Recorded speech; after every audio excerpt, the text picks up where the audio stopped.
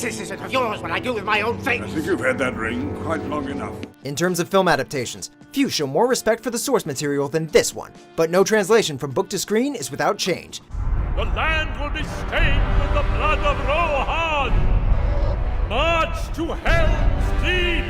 Welcome to WatchMojo.com, and today we'll be counting down our picks for the top 10 biggest differences between the Lord of the Rings movies and books. Before we begin, we publish new videos every day, so be sure to subscribe for more great content. For this list, we're looking at characters, scenes, and other details that have been added, cut, or changed in the movie adaptations of these famous fantasy novels. What are you waiting for? Just let it go! Number 10, The Eye of Sauron. A great eye, lidless, wreathed in flame. One of the most memorable images from the Lord of the Rings trilogy is the giant, fiery eye that sits atop the Dark Tower and watches Middle-earth. This Eye of Sauron is the symbol of the Dark Lord and the main antagonist of the entire franchise. In the books, however, it's not literally an eye, but rather a metaphor for Sauron's immense presence and far-reaching grasp across Middle-earth. In fact, the novels imply that Sauron has a physical body, and he requires the ring in order to complete his conquest, not to regain his corporeal form. Sauron will strike us soon. And he will strike hard. Number 9, Fatty Bolger. Lovely to see you. Welcome. We all know the original gang of hobbits who leave the Shire: Frodo, Sam, Merry, and Pippin. What you may not have known is that the gang was supposed to be 5, with an additional hobbit named Frediger Fatty Bolger. In the books, Fatty elects to stay behind, partly out of fear, but also to make it seem like Frodo never left. In the novels, he even helps fight against Saruman when the wizard takes over the Shire. Bolger makes only a fleeting appearance in the extended edition of the Fellowship of the Ring. Soldiers! Race girls! Number 8, the Doudna Dine. You are one of the Doudna Dine. Though Aragorn is identified as a ranger in the films, we don't learn about their history, or the fact that Aragorn is part of the Doudna Dine, an ancient race of men, many of whom become Rangers of the North. During the War of the Ring, the Doudna Dine played an important role in protecting the North from the forces of evil. Essentially, they defend the lands of the free people from the darkness of Sauron. Unfortunately, due to time constraints, we didn't get to see any of this on the big screen, which is too bad, because it would have been pretty cool to see a group of Aragorn-type warriors in battle. It was said that your race had passed into legend. There are few of us left. Number 7, Warg Rider Ambush. One of the more memorable scenes from the second film is when a group of orcs from Isengard riding wargs take on the soldiers of Rohan, including Aragorn, Legolas, and Gimli. It's a particularly brutal scene, with wargs and horses smashing into each other, with the battle nearly killing Aragorn when he topples over a cliff into a river. However, none of this actually happens in the books. In fact, Aragorn is never forcefully separated from the group. Despite this, it's definitely one of the cooler additions to the film.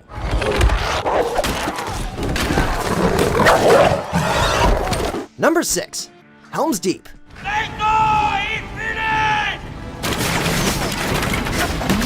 Although the Battle of Helms Deep is one of the most iconic moments in the entire franchise, it's significantly different on screen than it is in the books.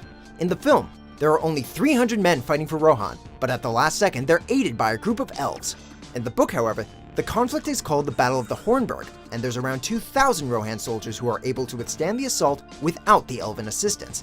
But in both versions, they face well over 10,000 orcs from Isengard, making it an impressive victory either way. The battle for Helm's Deep is over.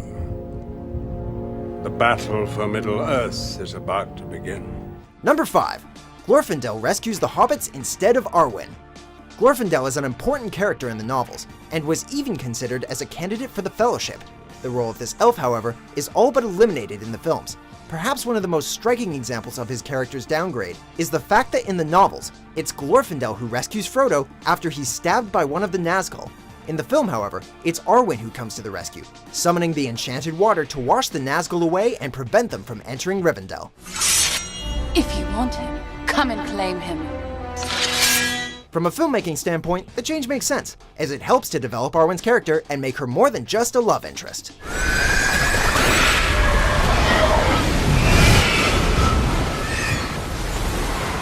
Number 4, Bilbo leaves the Shire 17 years before Frodo. There are many magic rings in this world, Bilbo Baggins, and none of them should be used lightly. In the first film, Gandalf realizes pretty quickly that Bilbo's ring is not just an ordinary ring, and after a quick trip to Gondor, discovers that it's actually the One Ring of Power. This all happens in several minutes of screen time to help jumpstart the plot, but in the novel, it takes Gandalf much longer to put two and two together. In fact, Gandalf travels for 17 years in search of answers, popping into Hobbiton every now and then during that stretch of time, before discovering the truth. Then, and only then, does he send Frodo on his journey. Trust me, Frodo. You'll know what to do. Number 3. The scale of the War of the Ring. War is coming. Although the film franchise essentially covers the War of the Ring, it basically boils down to two major battles, while Frodo attempts to destroy the ring. In the novels, the scale of the war is much bigger.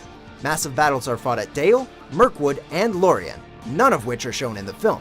In fact, the war is actually divided into two different theaters, the Southern Theater and the Northern Theater. Obviously, Peter Jackson couldn't show all these battles in just 3 films, since it would take a Band of Brothers-esque miniseries to accurately portray how huge the war was. Perhaps a future project? Don't you know we're at war? Number 2. Tom Bombadil.